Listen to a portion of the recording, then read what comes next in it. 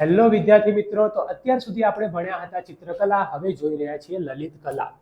તો ભારતની લલિત કલાની અંદર ગાયન, વાદન અને નર્તન ની સાથે સાથે પાત્રોની વેશભૂષા ધારણ કરી કથા કે પ્રસંગ ભજવવો એટલે કે નાટક કરવું એ ભારતીય સંસ્કૃતિની વિશેષતા રહી છે. અગર આપણે જોઈએ તો ગુજરાતની અંદર જ ઘણા બધા ભવાઈ અને અલગ અલગ પ્રકારના નાટકો ભજવવામાં આવે છે. જેમ કે રામાયણ અને મહાભારત જેવા મહાન ગ્રંથો અને અન્ય ભારતીય સાહિત્યના આધારે મનોરંજન સાથે લોક સંસ્કાર એના દ્વારા આપણે શીખી શકીએ કે એક માતાને કેવું હોવું જોઈએ, એક પિતાને કેવું હોવું જોઈએ, એક સંતાનને કેવું હોવું જોઈએ. જેમ કે આપણે જ્યારે ભગવાન રામને જોઈએ તો એમના જેવો બાળક બધા ઈચ્છે, હે, લક્ષ્મણ જેવો ભાઈ ઈચ્છે. તો આ બધી વસ્તુ આપણે ક્યાંકથી આપણા મહાન ગ્રંથો અને નાટકોમાંથી શીખવા મળે છે. માટે ભારતની લલિત કલાનું ઘણું બધું મહત્વ છે. અગર સંગીત કલાની વાત કરીએ તો સ્વર, લય અને તાલ આની દ્રષ્ટિએ વિશ્વમાં અલગ તરી આપણે આવીએ. આપણું સંગીત, કેમ કે તમે જોશો તો બધી રીતે આપણા જે સાધનો હોય એ આપણી ગાવાની જે રીત હોય એ બધું બીજા દેશો કરતા અલગ આવે. અને તમને આ પ્રકારની વસ્તુ કોઈ પણ દેશમાં ક્યારેય પણ જોવા નહીં મળતી. એટલા માટે જ્યારે વિદેશી લોકો ભારતમાં આવે ત્યારે એમને ઘણું અજુગતું લાગે. ઓકે, તો આપણે જોડે 4 વેદો, એમાંથી એક વેદ છે સામવેદ, એ સંગીતને લગતો વેદ છે. અને એ વેદની અંદર સંગીતનું બધું જ વસ્તુ લખેલું હોય, બધું જ સંગીતને લગતું હરેક વસ્તુ, એ કયા પ્રકારના યંત્રો હોઈ શકે એના વગાડવાના, કયા પ્રકારના વાદન હોઈ શકે, કેવી રીતના ગાવું, શું કરવું, બધી જ વસ્તુ. તો સંગીતના ગાયન અને વાદન બંનેનો સમાવેશ એની અંદર થઈ જાય. સાથે સાથે આપણે જે નાનપણથી જોતા આવીએ 7 સ્વર સા રે ગ મ પ ધ ની, એ સ્વર પણ અહીંયા ક્યાંકથી જ લેવામાં આવ્યા છે. જ્યારે સંગીતની શરૂઆત થાય તે 7 સ્વરથી થાય. આપણા સંગીતને મુખ્યત્વે શાસ્ત્રીય સંગીત અને લોક સંગીતમાં વહેંચવામાં આવે. શાસ્ત્રીય સંગીત એટલે કે એવા સંગીતો જે પ્રાચીન સમયથી આપણા દેશમાં હતા અને એને આપણે આગળ વધારી રહ્યા છીએ. લોક સંગીત, જેમ કે ગુજરાતના લોક સંગીતની વાત કરીએ તો આપણા જે ગરબા છે એક લોક સંગીત. પછી આપણા જે પણ ગીતો હોય, નરસિંહ મહેતા થઈ ગયા, મીરાબાઈ થઈ ગયા, એમની સિવાય જે પણ લોકોએ જે પદ કે પછી સંગીતની રચના કરી એ બધું જ. સંગીતના મુખ્ય 6 રાગ. રાગ એટલે અલગ અલગ ગાવાની રીત હોય, ઓકે, પ્રકાર હોય. તો શ્રી, દીપક, હિંડોળ, મેઘ, ભૈરવી અને માલકોસ. ઓકે, એવું કહેવાય કે જ્યારે દીપક રાગ ગાવામાં આવે ત્યારે વરસાદ પણ કરાઈ શકાતો હતો. ઓકે, અને અકબરના દરબારમાં એક વ્યક્તિ થઈ ગયા જેમનું નામ મને અત્યારે યાદ નહીં આવતું, તાનસેન, હા, આઈ થિંક તાનસેન એ વાજિંત્ર વગાડતા હતા ને બીજા ગાયન બી હતા. તો એવું ગાતા કેવું કહેવાતું, જ્યારે ગાતા આ રાગ તો એ વરસાદ પણ કરાઈ શકતા હતા. પ્રાચીન ભારતમાં સંગીત સંબંધી ઘણા બધા ગ્રંથો લખાયા, જેમાં 3 ગ્રંથ તમારા માટે સૌથી મહત્વપૂર્ણ છે. એક સંગીત મકરંદ, એક સંગીત રત્નાકર અને એક સંગીત પારિજાત. પરીક્ષાના પોઈન્ટ ઓફ વ્યૂથી પણ ઇમ્પોર્ટન્ટ પૂછાઈ ગયા છે, પૂછાઈ શકે પણ છે, તો ધ્યાન આપવું. સૌથી પહેલા સંગીત રત્નાકર અને સંગીત પારિજાતનો પરિચય આપણે જોઈએ. એમાં સૌથી પહેલા સંગીત મકરંદ. તો કોણે લખ્યો તો? પંડિત નારદે. ક્યારે લખ્યો તો? ઈસવીસન 900 ના અરસામાં. અરસો એટલે કે સમયગાળાની અંદર 19 પ્રકારની વીણા અને 101 પ્રકારના તાલ. ઓકે, કેવી રીતના વગાડવું, આ પ્રકારની જે અલગ અલગ વાજિંત્ર, 19 પ્રકારની વીણા અને 101 પ્રકારના તાલ એમણે આપ્યા છે બુકની અંદર. એટલા માટે બુકનું ઘણું બધું મહત્વ, યાદ રાખજો, પરીક્ષામાં ક્યાંક ને ક્યાંક અહીંથી પૂછાય છે દર વર્ષે. પછી બીજો ગ્રંથ સંગીત રત્નાકર, જે કોણે લખ્યો હતો? તો કે પંડિત સારંગદેવે. આ ગ્રંથની રચના કરી હતી દૌલતાબાદ દેવગીરીની અંદર, જ્યાં તેમણે રહેતા હતા ઉત્તર ભારતની અંદર. અને એમને 23 સંગીતના સાધનો દક્ષિણ ભારતના સંગીતથી સુપરિચિત હતા. એમને જે પણ વાજિંત્રો બનાવ્યા આજે પણ દક્ષિણ ભારતમાં ક્યાંક ને ક્યાંક એનો ઉપયોગ થાય. તો આપણને એવો સવાલ થાય ને કે આપણી વાંસળી કે જે પણ વસ્તુ હોય એ બધી આવી ક્યાંથી? તે બધી વસ્તુ અહીંથી આવી. ધીરે ધીરે એ લોકોએ બનાવી હશે ને એના પછી જ્યારે એમને ખબર પડી કે આ પ્રકારના વાજિંત્ર બનાવીએ તો આવું સાઉન્ડ નીકળે, આ પ્રકારના વાજિંત્રથી આવું, અને ધીરે ધીરે પછી એમને ગ્રંથ લખ્યા હશે. વિચારો કે આ ગ્રંથ ઘણા પહેલા લખાઈ ગયા છે, એનું મહત્વ પણ એટલું બધું છે. પંડિત વિષ્ણુ નારાયણ ભાતખંડે સંગીત રત્નાકરની રચના કરી હતી. ઓકે, અને એ સૌથી વધુ પ્રમાણભૂત ગ્રંથ છે. તો આ 3 માંથી આ 2 સંગીત મકરંદ અને સંગીત રત્નાકર તમારે યાદ રાખવાનો છે, પરીક્ષા માટે મોસ્ટ આઈએમપી છે. એના પછી જોવા જઈએ તો સંગીત પારિજાત કોણે લખ્યું? તો સૌથી પહેલા યાદ રાખવા માટે પંડિત અહોબલે. ક્યારે એટલું મહત્વપૂર્ણ નહીં, અગર પૂછાય તો પછી અગર આપણે કંઈક તો લખવું પડશે તો યાદ રાખી લો કે 1665માં ઉત્તર હિન્દુસ્તાની સંગીત પદ્ધતિની અંદર જો જ્યારે બી તમે પોઈન્ટ વાઇઝ ડિવાઈડ કરો ને તો તમે એક જેમ કે આ છે તો તમે આના વાંચન કરતા અગર પંડિત અહોબલ લખો અથવા આની જગ્યાએ લખી શકો વર્ડ કોણ, ઓકે, પછી આની જગ્યાએ લખી શકો ક્યાં. તો જેવા આવા વર્ડનો તમે યુઝ કરો તો તમને યાદ રાખવામાં વધારે સારું રહે. જ્યારે તમે એને યાદ કરવા બી બેસો તો તમને હેલ્પફુલ થાય. કેમ કે અગર આના બુક્સમાં છે અને વાંચ કરશો તો તમે ક્યારે ડિસાઇડ જ નહીં કરી શકો કે તમને આવડે છે કે નથી આવડતું. તો અગર તમારે જોવું હોય કે આવડે કે નતું ત્યારે ક્વેશ્ચન માર્કમાં કન્વર્ટ કરી દેવાનું અને ક્વેશ્ચનનો અગર તમે જવાબ દઈ શકો તો તમને આવડે છે, નકર નથી આવડતું. તેમણે દરેક રાગ અને અન્ય રાગથી અલગ હોવાનું તેમજ તેનું સ્વતંત્ર અસ્તિત્વ તથા વિશેષતા હોવાનું સમજાવ્યું હતું અને એમણે 29 પ્રકારના સ્વરો ગણાવ્યા હતા એમની બુક્સની અંદર. ઓકે, આજે એક સિમ્પલ બુક્સ લખવી હોય તો પણ કેટલું બધું રિસર્ચ કરવું પડે. ઓકે, તો વિચારી જોઈશું કે એમણે આજથી ઘણા હજારો વર્ષ પહેલા બુક્સો લખી અને આજે પણ એનું એટલું જ મહત્વ, એટલી ભૂલો આપણે કાઢી શકતા નથી. તેનો મતલબ તો એવો જ થયો કે એમણે એ સમયે કેટલું બધું જ્ઞાન મેળવ્યું હશે. અલાઉદ્દીન ખલજીના સમયમાં અમીર ખુસરો શાયરી અને સંગીતના પ્રદાન લીધે તૂતી એ હિન્દ એમને કહેતા હતા. ઓકે, આ એક પ્રકારનો કયો શબ્દ છે? ઉર્દુ. ઓકે, કેમ કે આપણને ખબર છે કે મોસ્ટ ઓફ જે બી રાજાઓ એ સમય હતા ઉર્દુ મોસ્ટ ઓફ એમની મુખ્ય લેંગ્વેજ હતી. એના પછી તો ભારતમાં 15મી અને 16મી સદીમાં થયેલા ભક્તિ આંદોલન સુરદાસ, કબીર, તુલસીદાસ આ બધા આપણા ઉત્તર ભારતની અંદર થઈ ગયા. Okay, most of Uttar Pradesh વાળો એરિયા લઈ લો તમે એ પ્રદેશની અંદર. ચૈતન્ય મહાપ્રભુ ક્યાં થઈ ગયા તો કે પશ્ચિમ બંગાળની અંદર, મીરાબાઈ રાજસ્થાનની અંદર અને નરસિંહ મહેતા આપણા ગુજરાતની અંદર. આ બધાએ લોકોના એક સમયગાળો હતો, આઈ થિંક ઈસવીસન 1100 કે 1000 પછીનો સમયગાળો, જે સમયે લોકો ભક્તિથી દૂર થઈ ગયા હતા, ભગવાનથી દૂર થઈ ગયા હતા અને આ લોકોએ અલગ અલગ રાજ્યોની અંદર લોકોના ભક્તિ ભાવથી જોડ્યા ભજનો દ્વારા, કીર્તન દ્વારા, ઓકે, હરેક વસ્તુ દ્વારા. અને આજે પણ આપણે જોઈએ કે નરસિંહ મહેતાના ભજનો આજે પણ સવારે ગવાય છે.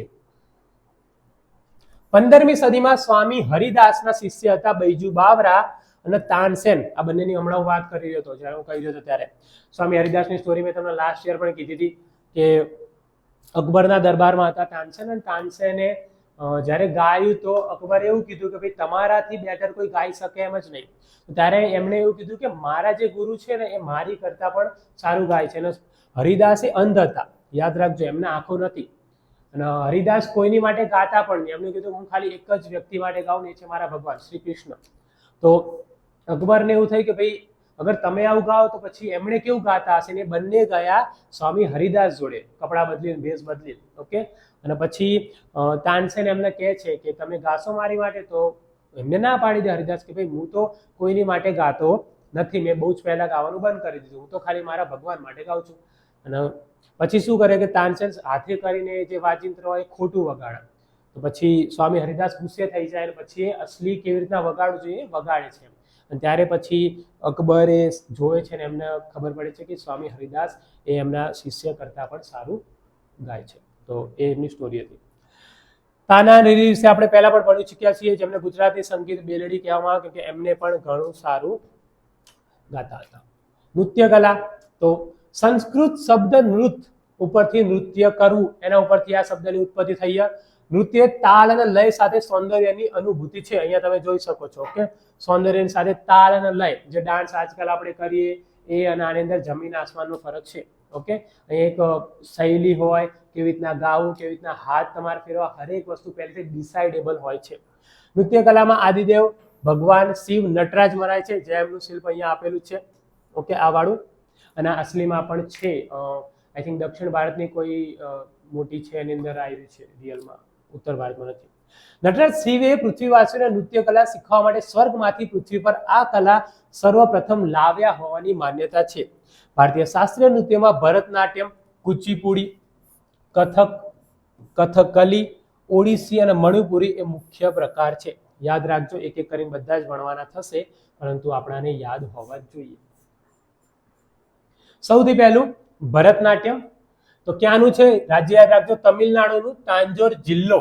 ઓકે, ભરત મુનિ એક વ્યક્તિ થઈ ગયા જેમણે ભરતનાટ્યમ અને બીજા જેટલા પણ આઈ થિંક આપણે અહીંયા જોશું એ બધા વિશે એમણે એમના ગ્રંથમાં ક્યાંક ને ક્યાંક નોંધ કરેલી. અને સૌથી વિશ્વસનીય ગ્રંથ કોઈ કહેવાતો હોય તો એ ભરત મુનિનો ગ્રંથ છે, નાટ્યશાસ્ત્ર. એ બુક એક પ્રમાણે જેમ આપણા માટે હિન્દુ ધર્મની અંદર જે ભગવદ્ ગીતા એ રીતના સંગીતની અંદર આ ગ્રંથ છે. તો એમના ગ્રંથનું નામ યાદ રાખજો, નાટ્યશાસ્ત્ર. નંદિકેશ્વર એક વ્યક્તિ થઈ ગયા જેમણે બીજો એક ગ્રંથ લખ્યો હતો અભિનવ દર્પણ. આ બંને ગ્રંથો ભરતનાટ્યમના આધાર સ્ત્રોત છે. અગર તમારે ભરતનાટ્યમ કયા પ્રકારે હોય, શું હોય, એની અંદર કઈ મુદ્રા હોય, બધું શીખવું હોય તો આ ગ્રંથ તમને ક્યાંક ને ક્યાંક ખ્યાલ હોવો જોઈએ.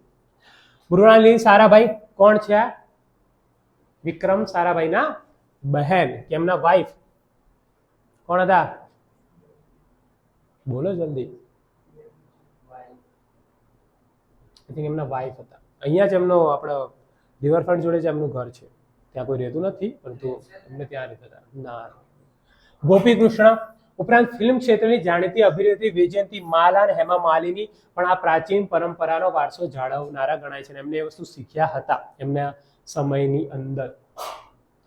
એના પછી કુચીપુડી, બધામાં એ જોશે યાદ રાખવાનું કે આમાં સ્ત્રી સૌંદર્યનું વર્ણન કરવામાં આવે. તમે જ્યાં ફોટોસ જોઈ શકો છો. આની અંદર સ્ત્રી અને પુરુષો બંને દ્વારા કરાતા કુચીપુડી નૃત્યમાં ભારતની નૃત્યની પાયાની મુદ્રાઓ વર્ણી લેવામાં આવી છે. અને આ નૃત્ય સૌથી વધારે ક્યાં થાય? આંધ્રમાં, આંધ્રપ્રદેશની અંદર. ગુરુ એમાં પ્રહલાદ શર્મા, રાજા રેડ્ડી, યામિની રેડ્ડી, શોભા નાયડુ, આ બધા મહત્વના નામ છે. ઓકે, એમના ફોટોસ અહીંયા નથી આપેલા પણ તમારે યાદ રાખવાના થશે. એના પછી કથકલી. તો કથકલી ક્યાંનું છે? નૃત્ય કેરળનું. અને કથકલી શબ્દ પૌરાણિક મહાકાવ્યો, મહાભારતના પ્રસંગો, સંસ્કૃત મલયાલમ મિશ્રિત નાટકો પાછળથી કથકલી કહેવાયા. ઓકે, કથકલીની વેશભૂષા ઘેરદાર સુંદર કપડાવાળા હોય છે, કપડાવાળી હોય છે. આપણે અહીંયા જોયેલી છે. આ ક્યાંક ને ક્યાંક ખબર છે કેવી રીતના એની ખબર કોઈ મૂવીમાં પણ નહીં, મેં મોસ્ટ ઓફ જોયું ક્યાંય પણ આવો ફેસ આપણે બધાએ ક્યાંક ને ક્યાંક બાળપણથી જોતા આવીએ ટીવીની અંદર. અને તેના પાત્રોને ઓળખવા માટે તેમના ચહેરા ઉપર વિશિષ્ટ ચિત્રામણ મુખાકૃતિને સમજવું પડે છે. હા, એ કઈ બોલે નહીં. ઓકે, જ્યારે નૃત્ય થાય કઈ જ ના બોલે. એમની હાથની મુદ્રા અને મોસ્ટ સૌથી વધારે એમનો ફેસ. ઓકે, એંગર હોય કે કઈ બી હોય બધું ફેસથી જ તમને દેખાય, બીજું કઈ જ વસ્તુ ત્યાં દેખાતી નથી. આ નૃત્યમાં નટ કલાત્મક મુકુટ ધારણ કરી રજૂઆત સમયે એક જ તેલના દીવાના તેજથી પ્રકાશિત રંગમંચ પર પડદા પાછળ આવીને પોતાની સંગીતમય ઓળખ આપી ત્રણેય લોકના પાત્રોને ચહેરાના હાવભાવ અને હસ્ત મુદ્રાથી સજીવન કરે છે.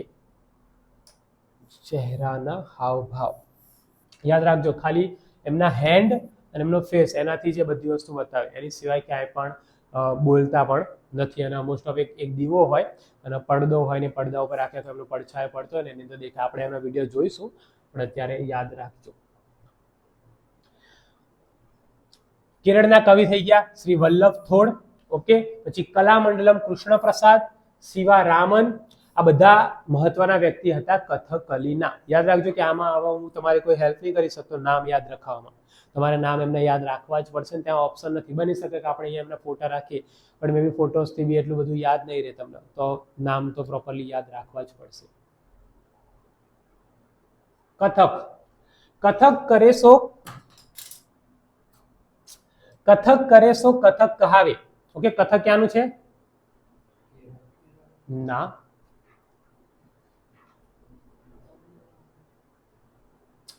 ઉત્તર ભારત અને ખાસ કરીને યુપી વાળા એરિયાની અંદર કથક સૌથી વધારે ફેમસ છે.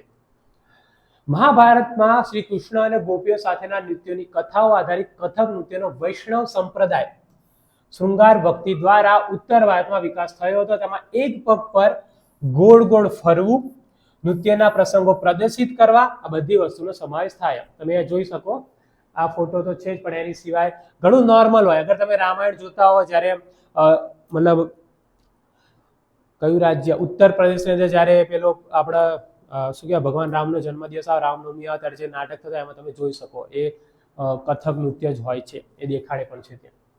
તો સ્ત્રીઓ ચૂડીદાર પાયજામો ની ઉપર ઘેરવાળું વસ્ત્ર પહેરે છે. જેમાં પંડિત શ્રી બિરજુ મહારાજ સૌથી મોટું નામ, એમને મેં જોયેલા, તમારે પણ એમને જોવા જોઈએ.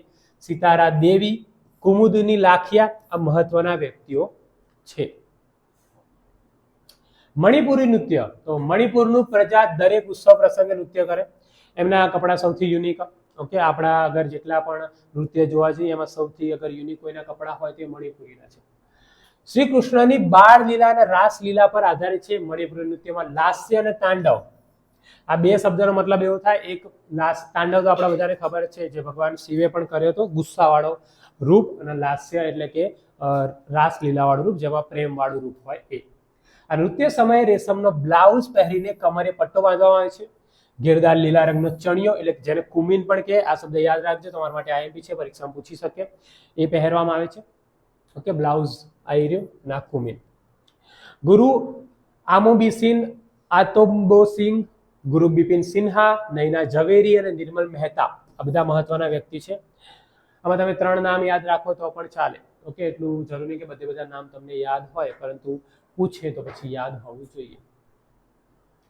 નાટ્ય કલાની વાત કરીએ, નાટકની વાત કરીએ તો એમાં પણ ભરત મુનિનું નાટ્યશાસ્ત્ર સૌથી આગળ છે. મનોરંજન સાથે સંસ્કાર એ ભારતીય નાટ્ય કલાની વિશેષતા રહી છે. નાટકનું સંચાલન કરનાર સૂત્રધાર અને રમૂજ વડે આનંદ પમાડતા વિદૂષકની જોડી સાથેના નાટકો ભારતીય નાટ્ય કલાની એક આગવી ઓળખ બની છે. આજે આપણે આ વસ્તુ એટલી જોઈતા નથી, પણ અગર ભવાઈ કરવા માટે આપણે ગુજરાતમાં ખાસ કરીને આવે તો ત્યાં આ વસ્તુ જોવા મળે. ઓકે, તો સૂત્રધાર કોને કહેવાય, વિદૂષક કોને કહેવાય? મોસ્ટ ઓફ ભવાઈની અંદર આ વસ્તુ જોવા ક્યાંક મળી જાય અગર જોયું હોય તો.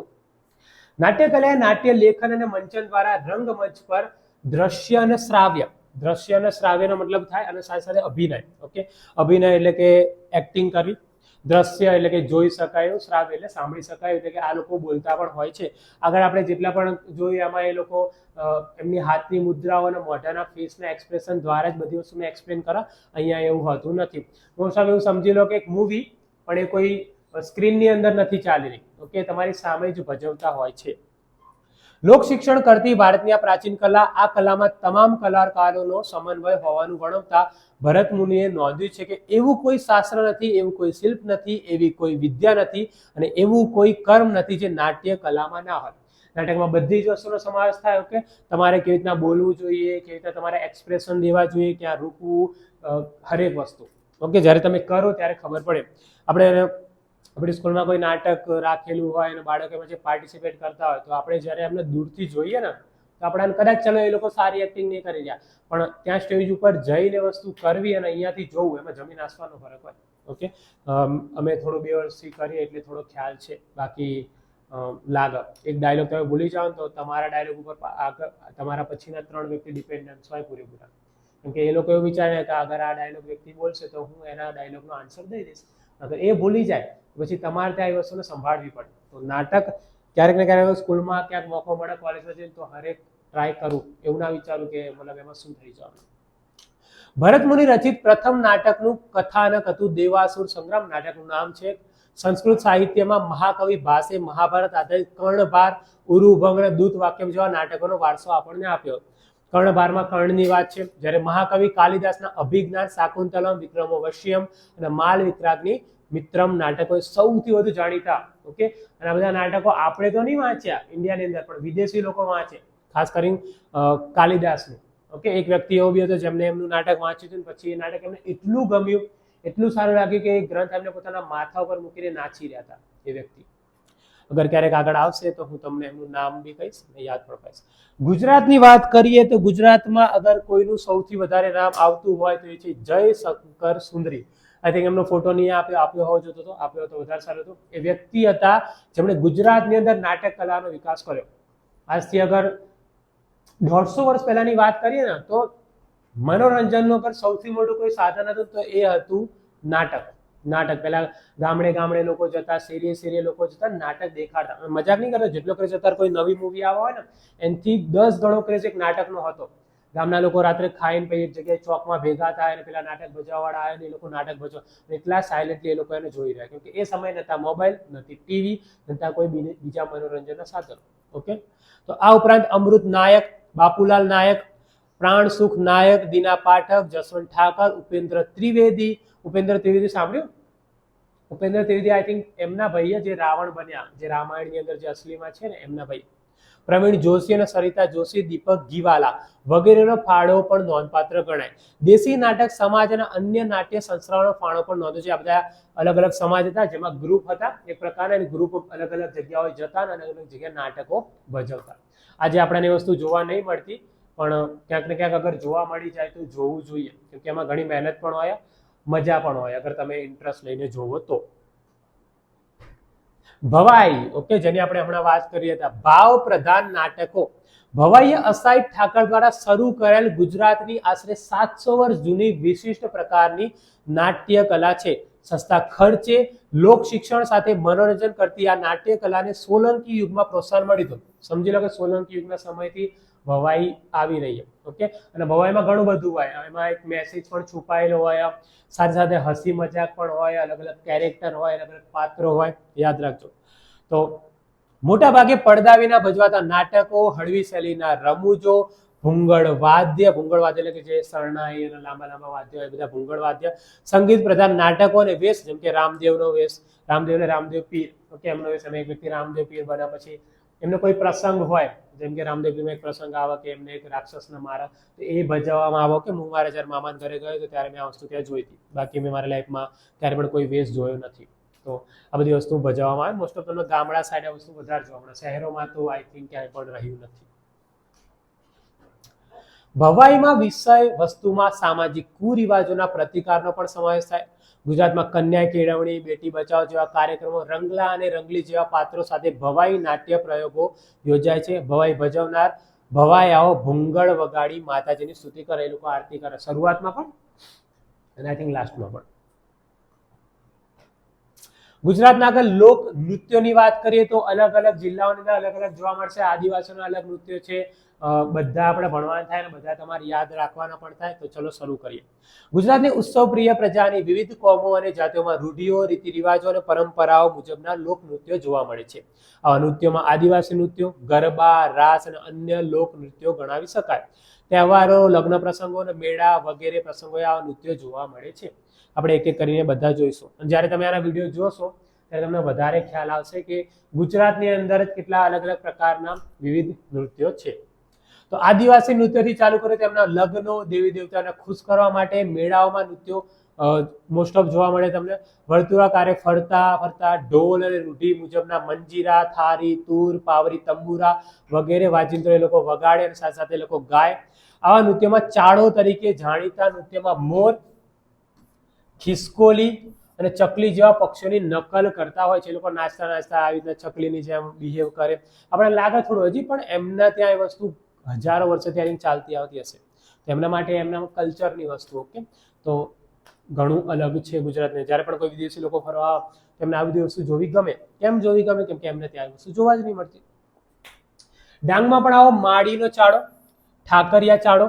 જ્યારે ભીલ અને કોળી જાતિઓમાં શ્રમહારી ટીપણી નૃત્ય, અને એમાં શું હોય કે લાકડી નીચે લાકડાના ટુકડા જડીને જમીન ઉપર અથડાવી એ લોકો તાલ કર્યા કરે. અહીંયા નહીં આપ્યો ફોટો પણ હોય, બધા હાથમાં લાંબા લાંબા લાકડા હોય, એક આ બાજુ એક સામે બાજુ, અને એ લોકો પછી આમાં ઠોકતા જાય, એની પર એ લોકો કૂદતા જાય પ્રોપરલી. ત્યારે બી એમનો પગ ના ફસાય, ઓકે. આપણે જોઈએ તો પહેલી વારમાં નીચે પડીએ, કેમ કે એમનું એ નૃત્ય તો એમને વસ્તુ બચપનથી આવડે છે, એ લોકો બચપનથી કરતા હોય. ગરબા, મતલબ ભણવાની જરૂર નહીં પરંતુ ભણી રહે. ગર્ભદીપ, આનો મિનિંગ આજે ચેન્જ થઈ ચૂક્યો. ગુજરાતની અંદર બી મોસ્ટ ઓફ ગુજરાતની બહાર બી ગરબા થાય, ઓકે. પણ આનો મિનિંગ હવે ચેન્જ થઈ ચૂક્યો. પહેલાના સમયના ગરબા અને અત્યારના ગરબામાં જમીન આસમાનનો ફરક હોય, ઓકે. ગર્ભદીપનો મતલબ થાય કે આવો એક સમજી લો માટલું હોય, માટલા અંદર કાળા અને અંદર દીવો મૂકવાનો. અને પહેલાના જમાનાની અંદર સ્ત્રીઓ હોય ને એ માટલું પોતાના માથા ઉપર મૂકતી અને એ માટલાની સાથે નાચતી, તો એને કહેતા ગરબા. ગળાને કોરાવીને તેમાં દીવો મૂકવો અને તેની ચોમેર કે તેને માથે મૂકી ગોળાકારે નૃત્ય કરવું, તે હતું ગરબો. સમગ્ર ગુજરાત રાજ્યમાં નવરાત્રી આસો સુદ 1 થી આસો સુદ 9 એટલે કે 9 દિવસ સુધી આપણે ગરબા કરીએ છીએ. આદ્યશક્તિમાં જગદંબાની પૂજા અને આરાધનાના પવિત્ર પર્વે ગરવી ગુજરાતણો માતાજીના ગરબા ગાય છે. સામાન્ય રીતે ચોક કે મેદાનની વચ્ચે માતાજીને માંડવી હોય અને ફરતે ફરતે લોકો ગરબા રમે. હવે આજકાલ આપણે જોઈએ તો જે આ ચોક કે માંડવી હોય કે દિવાલે હોય, આપણે બધા ગરબા અલગ જગ્યાએ રમતા. પહેલા હતું કે વચ્ચોવચ્ચ અમે છે એની ફરતે લોકો ગરબા રમતા, જે ફરક છે. તો આગળ જોઈએ, પહેલાના સમયમાં જે ગરબા હતા એ ઢોલ હતા, કોઈ ડીજે નહીં, કોઈ પિક્ચરના મૂવી નહીં. અત્યારે તો મતલબ ખબર નહીં એવા એવા ગરબા આવી ચૂક્યા હોય જેની કોઈ મતલબ વાત કરે એમ પણ નહીં. તો સામાન્ય રીતે ગરબામાં ગરબા ગવડાવનાર અને ઝીલનારે ઢોલના તાલે ગીત, સ્વર અને તાલ મેળવી 1 તાલી, 2 તાલી, 3 તાલી ચપટી સાથે હાથના હિંડોળા સાથે ગરબા ગાય છે. આજકાલ તો મતલબ એટલા પ્રકારના ગરબા આવી ચૂક્યા કે તમે એક શીખ્યા હોય તો બીજો નવો એ એકાદ મહિનામાં ઇન્ટ્રોડ્યુસ થઈ ચૂક્યો હોય. એના પછી આવે રાસ. આપણે લાગે કે રાસ અને ગરબા સેમ, પરંતુ એવું નથી. રાસ એટલે ગોળાકારે ફરતા ફરતા નૃત્ય સાથે ગાવું તે. આપણે ત્યાં શ્રી કૃષ્ણ ભગવાને ભક્ત નરસિંહ મહેતાને રાસલીલા બતાવી હતી. એની એક મસ્ત સ્ટોરી પણ છે કે નરસિંહ મહેતાને રાસલીલા જોઈ હતી, પણ પછી ભગવાન એમની પરીક્ષા લઈને પછી એમને બતાવો, જ્યારે નરસિંહ મહેતાએ જોયો તો ભગવાન એમની ગોપીઓ સાથે ત્યાં નાચી રહ્યા હોય. ઓકે, ગુજરાતમાં મોટે ભાગે નવરાત્રી તથા જન્માષ્ટમી જેવા તહેવારોએ રાસ રમાય છે. દાંડિયા રાસ એ રાસનો એક પ્રકાર છે. તો આઈ થિંક હવે દાંડિયા રાસ ઉપર તમને થોડો ખ્યાલ આવ્યો હશે. દાંડિયા રાસ રમવાની એક અલગ પ્રકારની આખી રીત, દાંડિયા દ્વારા રમત, ગરબા એક અલગ છે. પરંતુ ગાગર કે હાંડો લઈને પણ રાસ કરાતા હોય છે. વૈષ્ણવ સંપ્રદાયની અસર વધતા રાસ વધુ લોકપ્રિય બન્યો. આપણા અગર ગુજરાતની વાત કરીએ તો દક્ષિણ ગુજરાતની તમને સૌથી વધારે રાસ રમતા લોકો દેખાશે. ઉત્તર ગુજરાતમાં એટલું નથી. રાસ રમવા સ્ત્રીઓ ભરત ભરેલા ચણિયા ચોરી અને પુરુષો કેડિયું કે ધોતી, યોતી લખી દીધો ભૂલથી, ધોતીનો પરંપરાગત પોશાક પહેરે છે. અને આપણે હવે નવરાત્રીમાં પણ આ કપડાં પહેરીએ અગર કોઈ પાર્ટી પ્લોટમાં જતા હોય તો, બાકી સોસાયટીમાં કુર્તો પહેરી નીકળી જઈએ. ગુજરાતના અન્ય નૃત્યોની વાત કરીએ તો ગોફ ગૂંથણ નૃત્ય. અહીંના દોરા હોય, એ લોકો નાચતા જાય ને એના આખું સમજો કે જેમ છોકરીઓ પેલો પોતાના વાળને બનાવે એવી રીતે આખી ડિઝાઇન બનતી જાય, પાછા એ લોકો નાચતા જાય અને ડિઝાઇન પાસે આખી ખુલતી જાય. અને જ્યારે તમે વિડીયો જોશો આખો તો તમને થોડો વધારે ખ્યાલ આવશે.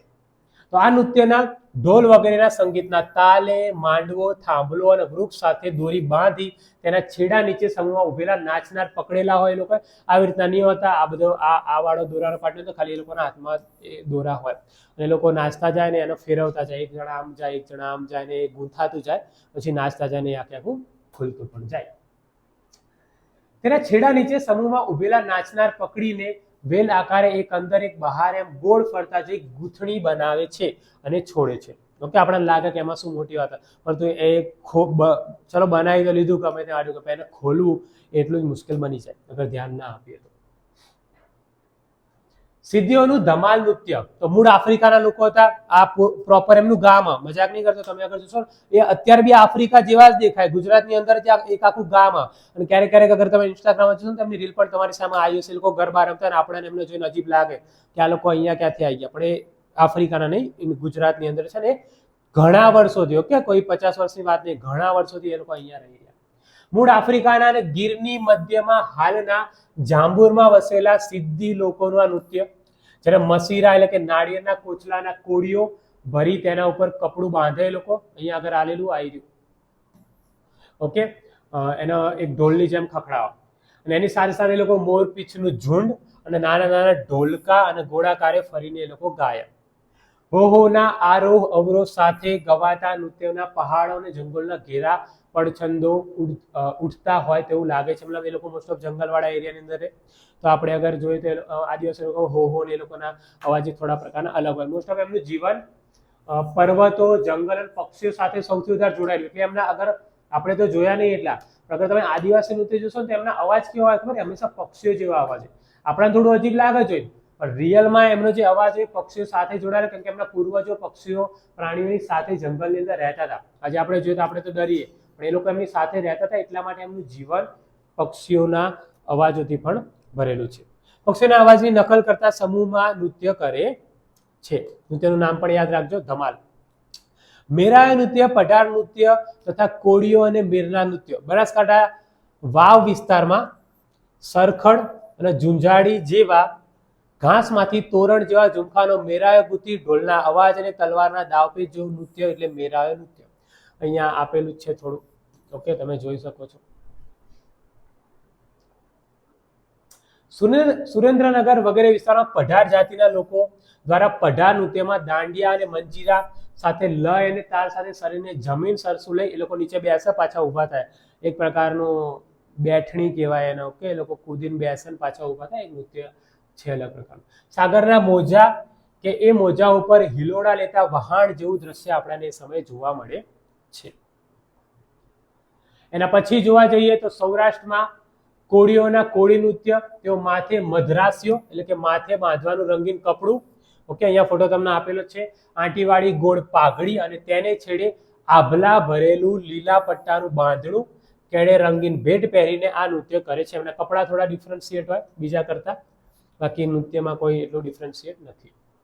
તે જ રીતે સૌરાષ્ટ્રના મેર અને ભરવાડ જાતિના નૃત્યો પણ જાણીતા છે. આની પર તમારે એટલું બધું યાદ રાખવાની છે. અગર વન લાઇન પૂછાશે તો તમારે યાદ રાખવું પડશે. એમાંથી વન લાઇન ક્વેશ્ચન ઘણા બધા બને છે, તો યાદ રાખજો, કેમ કે આમાંથી 1 માર્કનો એક ક્વેશ્ચન નીકળશે, 2 માર્કના 2. પહેલા ચેપ્ટરમાં કેટલા માર્કના ક્વેશ્ચન આવે? 1 માર્કનો 1 હતો અને 2 માર્કના 2. આ ચેપ્ટર બી 2 માર્કના 2 અને 1 માર્કનો 1. યાદ રાખતા જજો, ઓકે? કેમ કે તમારે જેમ જેમ ચેપ્ટર થશે પછી એમ બધું યાદ રાખવું ના પડે. અગર અત્યારે જ તમને યાદ હોય તો પાછળથી તકલીફ ના પડે. અને યાદ રાખવું એટલા માટે જરૂરી છે કેમ કે જ્યારે તમે કોઈ ચેપ્ટર ખોલો તો તમને પહેલેથી વસ્તુ ખબર હોય કે એ ચેપ્ટર તમારી માટે કેમ મહત્વનું, કયા સેક્શન માટે સૌથી વધારે મહત્વનું છે. અને મેં તમને એ પણ ચેપ્ટર લખાઈ દીધા છે, તમારે સૌથી વધારે તૈયાર કરો તમારો સેક્શન બી, સી અને ડી ત્યાંથી આખો નીકળી જાય. તો આ મારા પ્રકરણની અંદર આપણે અગાઉની ચર્ચા મુજબ ભારતીય સંસ્કૃતિ સર્વવ્યાપક અને સમાવેશન વિશે જોયું. એટલું મહત્વપૂર્ણ નહીં, પણ એટલું યાદ રાખો કે આપણા કલ્ચર, અગર તમે અહીંયા ખાલી એટલું જો ગુજરાતના કલ્ચર વિશે જો કેટલા નૃત્યો, કેટલા તમને અલગ અલગ પ્રકારના રાસ, ગરબા, બધી વસ્તુ જોવા મળી, તો ખાલી ગુજરાતની વાત આવે. આપણા દેશની અંદર કેટલા રાજ્યો, અગર રાજ્ય વાઇઝ વાત કરશું તો કેટલી સંસ્કૃતિ આપણી મોટી છે. એટલા માટે તમે અહીંયા ભણી રહ્યા છો કે આગળ જઈને અગર તમે ગવર્મેન્ટ એમ્પ્લોય બનો કે કોઈ પણ જગ્યાએ જાઓ તો તમને એ રાજ્ય વિશેની સંસ્કૃતિ પહેલેથી ખબર હોય. તો તમે વિચારશો કે મારે ક્યાં ગુજરાતની બહાર ક્યાંય જવાનું થાય, પણ શું ખબર કે ફ્યુચરમાં તમે ક્યાં જશો અને ક્યાં નહીં. સો ધેટ્સ વાય આપણે અહીંયા કલ્ચર વિશે ભણી રહ્યા છીએ. આપણે ત્યાં ચિત્રકલા, નૃત્યકલા, હસ્તકલા, ગૃહ કારીગરી, એના વિશે આપણે બધું જ ભણ્યા. અને એ આપણા દેશની આગવી સંસ્કૃતિ છે, કેમ કે એ સંસ્કૃતિ આપણને ક્યાંય પણ બીજા કોઈ દેશની અંદર ક્યારેય પણ જોવા મળવાની નથી. તો આપણો જન્મ ભારતીય થયો એ ઘણી સારી વાત કહેવાય. ઓકે, તો મળીશું નેક્સ્ટ વિડીયોમાં. ત્યાં સુધી સાથે રહો.